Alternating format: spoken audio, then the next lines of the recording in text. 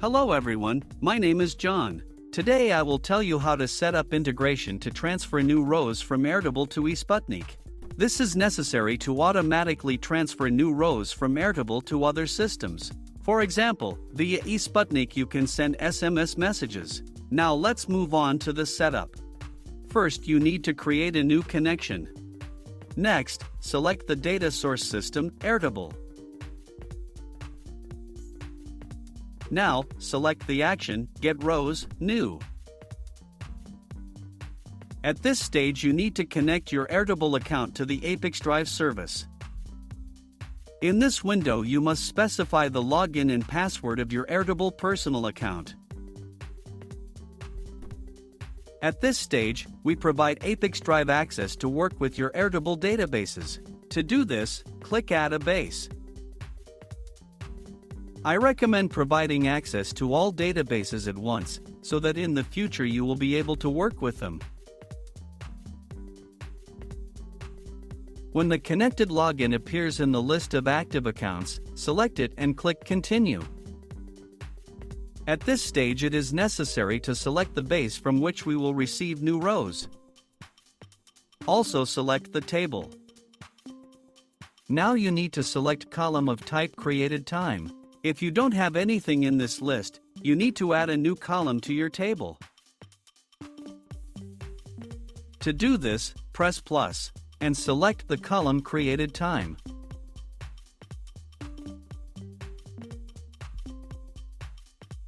After that, refresh the ApiX-Drive page and select a column from the list. At this stage you can set up a data filter. In this case there is no need for this, so just click Continue. At this stage, you see the data that is in the selected table in one of the rows. If you are satisfied with everything, click Continue. At this point, setting up the Airtable data source has been successfully completed. Now you need to move on to setting up the data destination.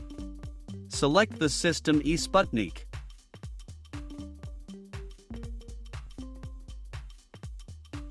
Next, select an action, Send SMS. At this stage you need to connect your eSputnik account to the ApiX-Drive system. In this window you must specify the login and password of your eSputnik personal account. When the required fields are filled in, click Continue. When the connected login appears in the list of active accounts, select it and click Continue. At this stage you see the eSputnik fields that need to be filled in to send SMS messages. First you need to select sender. He must be previously registered in his eSputnik personal account. In the recipient field, you must select a variable from Airtable that contains the phone number. In order to do this, click in the field and select a variable from the drop-down list. In the message field you can enter the text of the message that will be sent with each new Airtable line. Please note that you can use not only variables, but also enter values manually.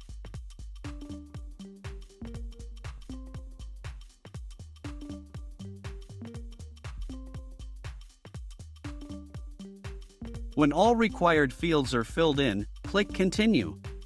At this stage you see an example of data that will be sent as SMS messages via the eSputnik service with each new line from Airtable. If you are not satisfied with something, click Edit and go back a step. In order to check the correctness of the settings, click Send Test Data to eSputnik. After successful sending, go to eSputnik and check the result.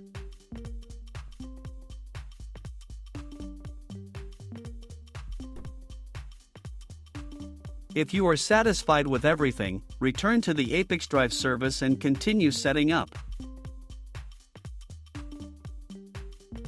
At this point, setting up eSputnik as a data destination has been successfully completed. Now you need to enable auto-update and select an update interval, for example once every 5 minutes.